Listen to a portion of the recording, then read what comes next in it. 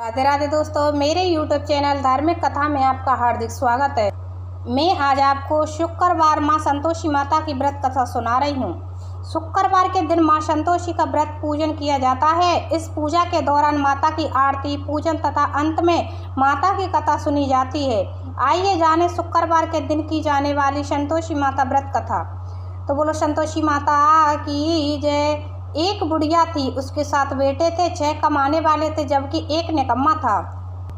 बुढ़िया 6 बेटों की रसोई बनाती, भोजन कराती और उनसे जो कुछ झूठन बचती वह 7वें को दे देती। एक दिन वह पत्नी से बोला, देखो मेरी माँ मुझ पर कितना प्रेम करती है। वह बोली, क्यों नहीं, सबका झूठा जो तुमको खिलाती है। वह बोला, ऐसा नहीं हो सकता, मैं जब तक आंखों से न देख लूँ मान नहीं सकता। बहू हंसकर बोली, देख लोगे तब तो मानोगे। कुछ दिन बाद त्योहार आया। घर में 7 प्रकार के भोजन और चूरमे के लड्डू बने। वह जांचने को सिर दुखने का बहाना कर पतला वस्त्र सिर पर ओढ़े रसोई घर में सो गया। वह कपड़े में से सब देखता रहा। 6 भाई भोजन करने आए। उसने देखा माँ ने उनके लिए सुंदर आसन बिछा, नाना प्रकार की रसोई परोसी और आग्रह करके उन्हें जमाया। वह देखता रहा। 6 भोजन करके उठे तब माँ ने उनकी झूठी थालियों में से लड्डुओं के टुकड़े उठाकर एक लड्डू बनाया। झूठन साफ कर बुढ़िया माँ ने उसे पुकारा, बेटा 6 भाई भोजन कर गए, अब तू ही बाकी है, उठ, तू कब खाएगा। वह कहने लगा, माँ मुझे भूख नहीं है, मैं अब परदेश जा रहा हूँ। माँ ने कहा, कल जाता हो तो आज चला जा। वह बोला, हाँ आज ही जा रहा हूँ। यह कहकर वह घर से निकल गया। चलते समय पत्नी की याद आ गई। वह गौशाला में कंडे थाप रही थी। वहाँ जाकर बोला, अमुजा में परदेश आवेंगे कुछ काल, तुम रहियो संतोष से दर में आपिनो पाल। वह बोली, जाओ पिया आनंद से हमारो सोच हटाए, राम भरोसे हम रहें, ईश्वर तुम्हें सहाय। 2 निशानी आपन देखे दरू में धीर, सुधिमति हमारे विसारियों रखियो मन गंभीर। वह बोला, मेरे पास तो कुछ नहीं, यह अंगूठी है, सो ले और अपनी कुछ निशानी मुझे दे। वह बोली, मेरे पास क्या है, यह गोबर भरा हाथ है। यह कहकर उसकी पीठ पर गोबर की हाथ की थाप मार दी। वह चल दिया। चलते चलते दूर देश पहुंचा। वहाँ एक साहूकार की दुकान थी। वहाँ जाकर कहने लगा, भाई मुझे नौकरी पर रख लो। साहूकार को ज़रूरत थी। वह बोला, रह जा। लड़के ने पूछा, तनख्वाह क्या दोगे। साहूकार ने कहा, काम देखकर दाम मिलेंगे। साहूकार की नौकरी मिली। वह सुबह 7 बजे से 10 बजे तक नौकरी बजाने लगा। कुछ दिनों में दुकान का सारा लेन देन, हिसाब किताब, ग्राहकों को माल बेचना, सारा काम करने लगा। साहूकार के 7-8 नौकर थे, वे सब चक्कर खाने लगे, यह तो बहुत होशियार बन गया है। सेठ ने भी काम देखा और 3 महीने में उसे आधे मुनाफे का हिस्सेदार बना लिया। वह कुछ वर्ष में ही नामी सेठ बन गया और मालिक सारा कारोबार उस पर छोड़कर चला गया। इधर उसकी पत्नी को सास ससुर दुख देने लगे। सारी गृहस्थी का काम करा के उसे लकड़ी लेने जंगल में भेजते। इस बीच घर के आटे से जो भूसी निकलती उसकी रोटी बनाकर रख दी जाती और फूटे नारियल की नारियली में पानी दिया जाता था। एक दिन वह लकड़ी लेने जा रही थी। रास्ते में बहुत सी स्त्रियां संतोषी माता का व्रत करती दिखाई दी। वह वहां खड़ी होकर कथा सुनने लगी और पूछा, बहनों तुम किस देवता का व्रत करती हो और उसके करने से क्या फल मिलता है। यदि तुम इस व्रत का विधान मुझे समझाकर कहोगी तो मैं तुम्हारा बड़ा एहसान मानूंगी। तब उनमें से एक स्त्री बोली, सुनो, यह संतोषी माता का व्रत है। इसके करने से निर्धनता दरिद्रता का नाश होता है और जो कुछ मन में कामना हो सब संतोषी माता की कृपा से पूरी होती हैं। तब उसने उससे व्रत की विधि पूछी। वह भक्तिन स्त्री बोली, 1.25 आने का गुड़ चना लेना, इच्छा हो तो 5.25 आने का लेना या 1.25 रुपये का भी सहूलियत के अनुसार लाना। बिना परेशानी और श्रद्धा व प्रेम से जितना भी बन पड़े सवाया लेना। प्रत्येक शुक्रवार को निराहार रहकर कथा सुनना, इसके बीच क्रम टूटे नहीं, लगातार नियम पालन करना।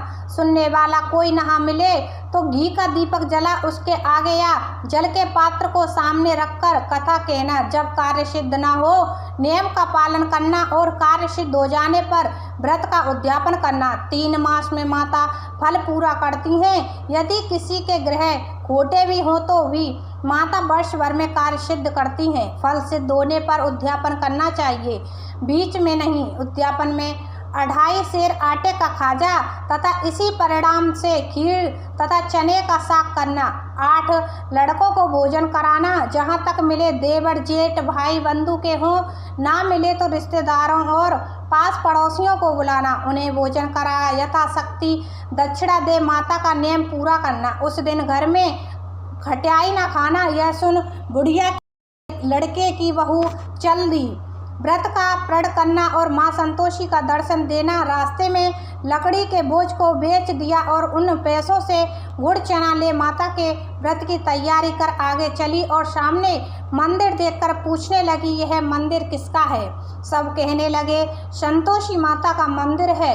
यह सुन माता के मंदिर में जाकर चरणों में लौटने लगी। दीनों हो विनती करने लगी, माँ मैं निपट अज्ञानी हूँ, व्रत के कुछ भी नियम नहीं जानती, मैं दुखी हूँ। हे माता जगत जननी, मेरा दुख दूर कर, मैं तेरी शरण में हूँ। माता को दया आई। एक शुक्रवार बीता कि दूसरे को उसके पति का पत्र आया और तीसरे शुक्रवार को उसका भेजा हुआ पैसा आ पहुँचा। यह देख जेठ जेठानी मुँह सुकोड़ने लगे।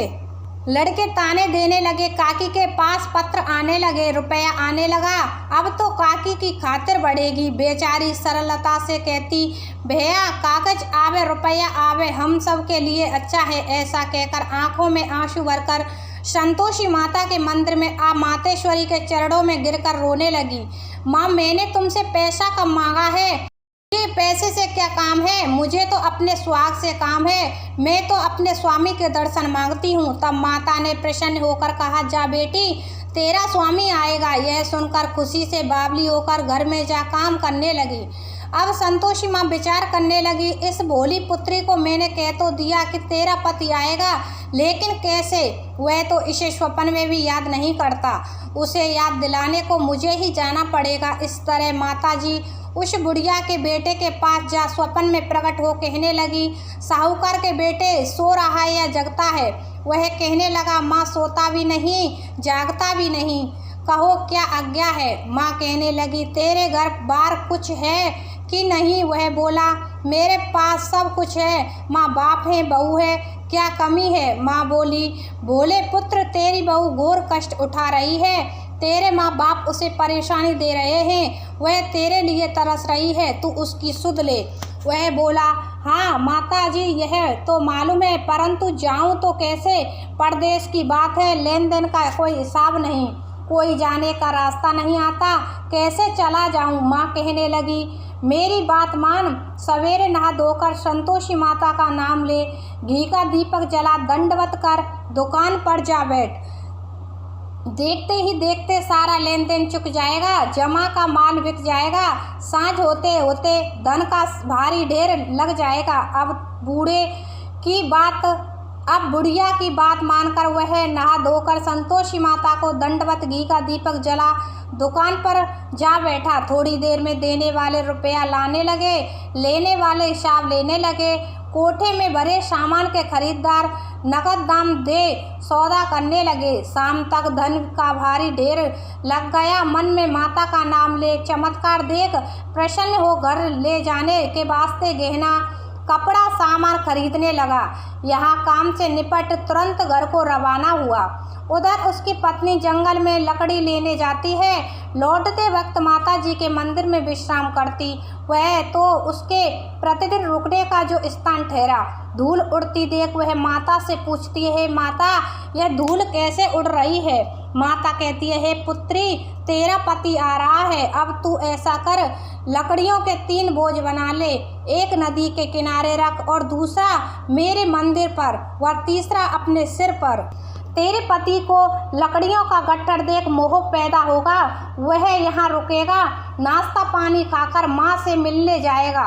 अब तू लकड़ियों का बोझ उठाकर जाना और चौक में गट्ठर डालकर जोर से आवाज़ लगाना, लो सासू जी लकड़ियों का गट्ठर लो, भूसी की रोटी दो, नारियल के खेपड़े में पानी दो, आज मेहमान कौन आया है। माताजी से बहुत अच्छा कहकर वह प्रसन्न मन से लकड़ियों के 3 गट्ठर बनाई, एक नदी के किनारे पर और एक माता के मंदिर में रखा। इतने में मुसाफिर आ पहुंचा। सूखी लकड़ी देखकर उसकी इच्छा उत्पन्न हुई कि हम यहीं पर विश्राम करें और भोजन बनाकर खा पीकर गांव जाएं।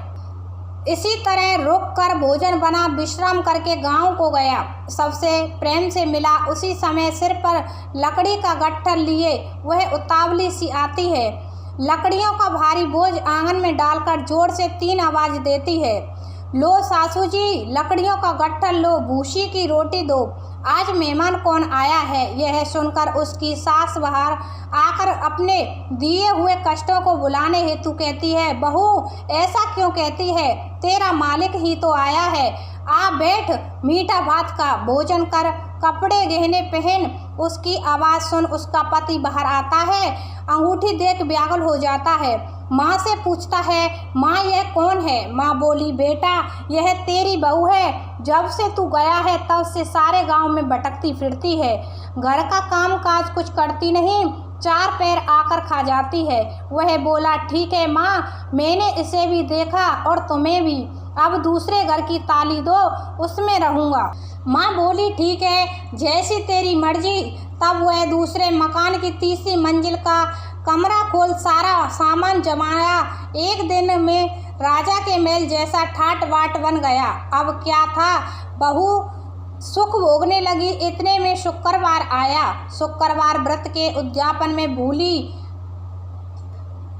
भूल किया खटाई का इस्तेमाल।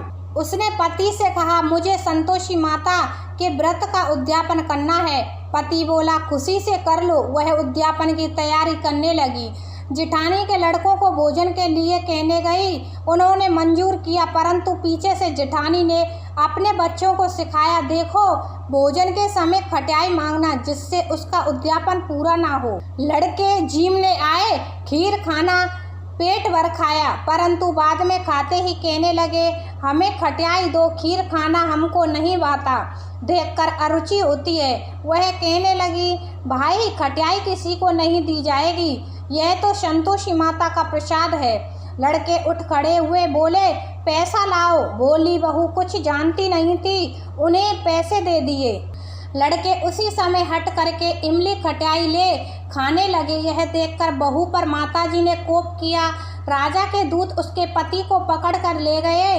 जेठ जिठानी मन माने वचन कहने लगे, लूट लूट कर धन इकट्ठा कर लाया है, अब सब मालूम पड़ जाएगी, जब जेल की मार खाएगा। बहू से यह सहन नहीं हुआ।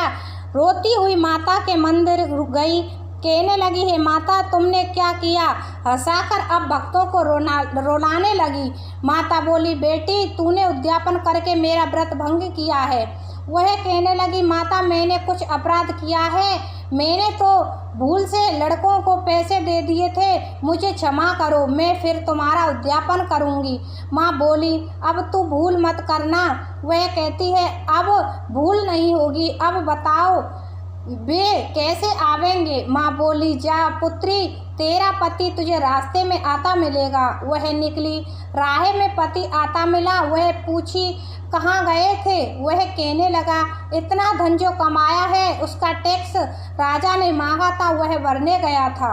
वह प्रसन्न हो बोली, भला हुआ, अब घर चलो। कुछ दिन बाद फिर शुक्रवार आया। वह बोली, मुझे फिर माता का उद्यापन करना है। पति ने कहा, करो। बहू फिर जेठ के लड़कों को भोजन को कहने गई। जेठानी ने 1-2 बात सुनाई और सब लड़कों को सिखाने लगी, तुम सब लोग पहले की तरह खटाई मांगना। लड़के भोजन से पहले कहने लगे, हमें खीर नहीं खानी, हमारा जी बिगड़ता है, कुछ खटाई खाने को दो। वह बोली, खटाई किसी को नहीं मिलेगी, आना हो तो आओ। वह ब्राह्मण के लड़कों को लेकर भोजन के लिए लेकर आई। यथाशक्ति दक्षिणा की जगह एक एक फल उन्हें दिया। संतोषी माता प्रसन्न हुई। माता की कृपा होते ही 9वें मास में उसके चंद्रमा के समान पुत्र प्राप्त हुआ। पुत्र को पाकर प्रतिदिन माता जी के मंदिर को जाने लगी। माँ ने सोचा यह रोज आती है, आज क्यों ना इसके घर चलूं। यह विचार कर माता ने भयंकर रूप बनाया। गुड़ चने से सना मुख, ऊपर सूंड के समान होठ, उस पर मक्खियाँ भिन भिना कर रही थीं। देहली पर पैर रखते ही उसकी सास चिल्लाई, देखो रे कोई चुड़ैल डाकिन चली आ रही है, लड़कों इसे भगाओ नहीं तो किसी को खा जाएगी। लड़के भगाने लगे, चिल्लाकर खिड़की बंद करने लगे। बहू रोशनदान में से देख रही थी। प्रसन्नता से पगली बन चिल्लाने लगी, आज मेरी माताजी मेरे घर आई हैं। वह बच्चे को दूध पिलाने से हटाती है, इतने में सास का क्रोध फट पड़ा। वह बोली, क्या उतावली हुई है, बच्चे को पटक दिया। इतने में माँ के प्रताप से लड़के ही लड़के नजर आने लगे। वह बोली, माँ मैं जिसका व्रत करती हूँ यह संतोषी माता है। सबने माता जी के चरण पकड़ लिए और विनती कर कहने लगे, हे माता हम मूर्ख हैं, अज्ञानी हैं, तुम्हारे व्रत की विधि हम नहीं जानते। व्रत भंग कर हमने बड़ा अपराध किया है। जग माता आप हमारा अपराध क्षमा करो। इस प्रकार माता प्रसन्न हुई। ऐसा फल दिया वैसा माता सबको दे, जो पड़े उसका मनोरथ पूर्ण करो। तो बोलो संतोषी माता की जय।